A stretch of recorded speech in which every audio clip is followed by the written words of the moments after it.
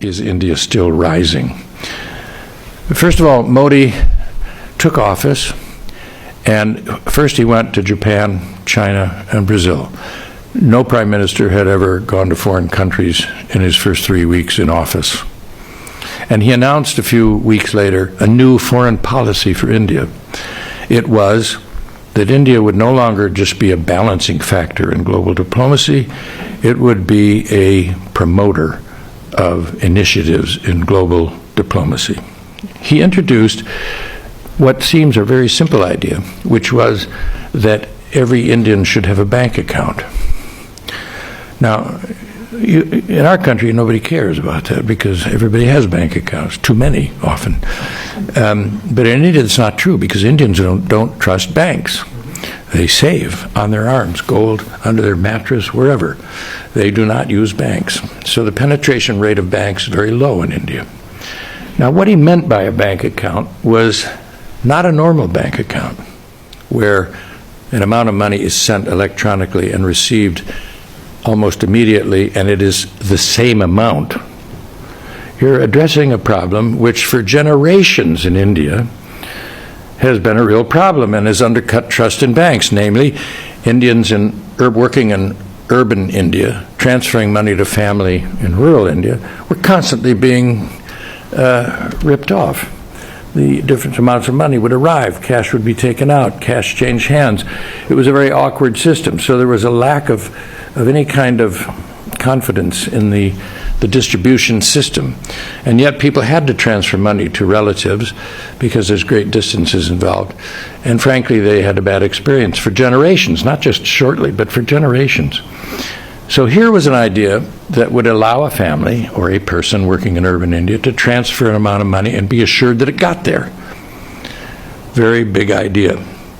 Secondly, he made the same decision on the transfer of monies for the gigantic distribution of subsidies in India, government subsidies.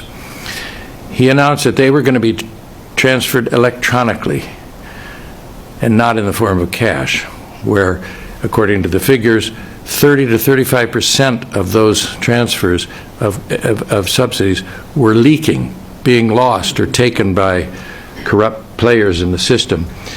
And people had said when he was elected, well, he's going to have to kick the teeth in of his people who elected him, the rural farmers, by cutting their subsidies.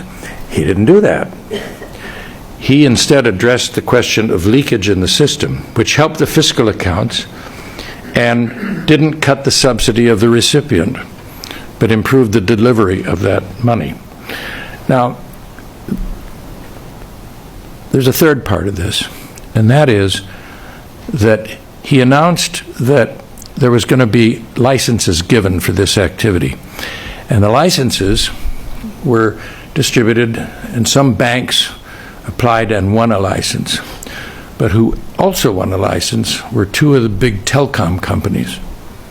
So why did they want a license? Because they could see that in this system, the simple primitive handset wasn't going to serve anymore. They would need to develop more complex and sophisticated handsets to allow people to do things online. And this is a way to overcome the distances and the infrastructure difficulties of India. And it was, in my view, a brilliant idea which will promote, and is promoting already, the development of e-commerce in India. And this raises a very interesting point. I was in India about 3 or 4 weeks ago, and I was speaking to one of the companies that is engaged in this, and I said to them, how does it work when you have a 45% literacy rate in many parts of India to use a more sophisticated handset? Because he was talking about how there was training going from the top down and so on. I said, what about all these illiterate people? What happens to more sophisticated handset use?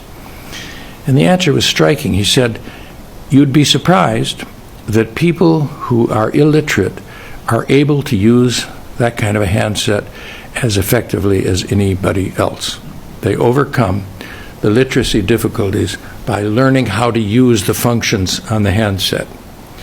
So, this is a revolutionary breakthrough, because it means that India will be going online much faster than anybody would have expected, and that is indeed what's happening.